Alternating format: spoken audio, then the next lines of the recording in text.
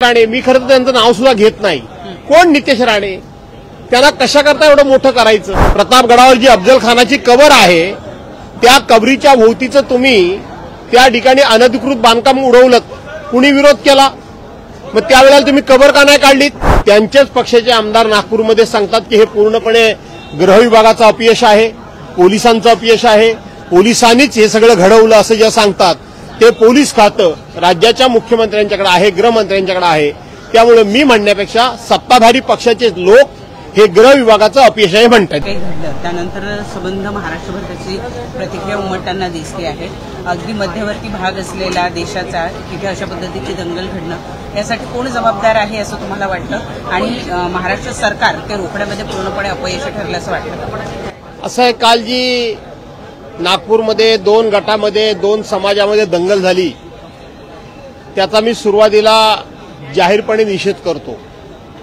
परंतु हा निषेध करत असताना अशा प्रकारचं महाराष्ट्रामध्ये अशांततेचं वातावरण निर्माण व्हावं याकरताच गेले 4-6 महिन्यामधले विशेष करून महाराष्ट्रामध्ये पुन्हा युतीचं सरकार आल्यानंतर युतीच्या काही जबाबदार पदाधिकाऱ्यांकडून, मंत्र्यांकडून, नेत्यांकडून जी काही 2 समाजामध्ये वितुष्ट निर्माण व्हावं अशा प्रकारची वक्तव्य केली जातात. आणि ही वक्तव्य करत असताना या वक्तव्यातून काहीतरी या महाराष्ट्रामध्ये अशांतता निर्माण व्हावी असा प्रयत्न हा सत्ताधारी पक्षाकडूनच होताना दिसतोय. आणि म्हणून कालच्या या दंगलीचा, कालच्या झालेल्या प्रकाराचा निषेध करत असताना हे सगळं सरकार निर्मित आहे का? हे सगळं सरकारकडूनच होतंय का? अशा प्रकारची शंका याला पुरेपूर जागा आहे.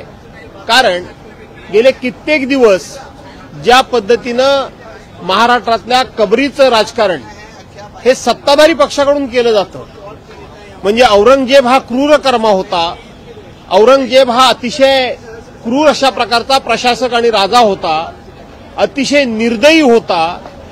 तो याचा निर्दयपणाचा हा जो काही एकंदरीत इतिहास आहे तो त्याच्या वडिलांपासून, भावांपासून तो छत्रपती संभाजी महाराजांपर्यंतचा आणि त्यानंतरचा हा इतिहास पुढे येतो. परंतु त्याची याच महाराष्ट्रामध्ये कबर बांधली गेली. आता ती कबर बांधून जवळजवळ 400 वर्ष पूर्ण झाली आहेत आणि 400 वर्षानंतर नवीन पिढीला त्या औरंगजेबाची कबर म्हणजे काय आणि कबर कुठे आहे ते माहीत सुद्धा नाही. परंतु सातत्यानं या महाराष्ट्रातल्या पूर्वीच्या मोगल राजांच्या कबरींबद्दल सातत्यानं विषय काढून त्यांचा उदो करून त्या कबरींचं एक प्रकारचं उदात्तीकरण करण्याचं काम हे सत्ताधारी पक्षाकडून होतंय असं म्हणावं लागेल. आणि कुठे ना कुठेतरी अशा प्रकारचे विषय उकरून काढून त्या ठिकाणी महाराष्ट्रामध्ये अशांतता निर्माण करणं, 2 समाजामध्ये दंगली भडकवण्याचं काम हे सरकारी पक्षाकडून होतंय असं म्हटलं तर वावगं ठरणार नाही. नितेश राणे यांचं पोस्टर घेऊन आता विरोधकांनी पायऱ्यांवर आंदोलन केलं. नितेश राणे हे या संपूर्ण प्रकरणासाठी जबाबदार असल्याचं एक प्रकारचं वक्तव्य त्यावर होतं की द्वेष पसरवणाऱ्या नितेश राणे यांची हकालपट्टी करायची मागणी आज विरोधकांनी केली. मला कळत नाही कोण नितेश राणे. मी खरं तर त्यांचं नाव सुद्धा घेत नाही.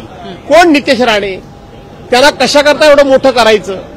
त्या नितेश राणेंच्या वक्तव्यानं एवढं मोठं सगळं घडेल अशी अपेक्षा करणं म्हणजे त्यांना फार मोठं केल्यासारखं होतं. ह्या नितेश राणेच्या पाठीमागे बोलवता धनी कोण आहे?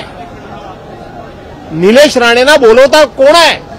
निलेश राणेंच्या पाठीमागे सरकार असताना, ते सरकारमध्ये असताना तसं बोलू कसं शकतात? त्यांना गप्प का केलं जात नाही? आणि म्हणून याच्या पाठीमागे कोणतरी एक व्यक्ती आहे, यापेक्षा याच्या पाठीमागे एक संघटना आहे आणि हे संघटनेच्या माध्यमातून हे वातावरण खराब करण्याचा प्रयत्न केला जातोय.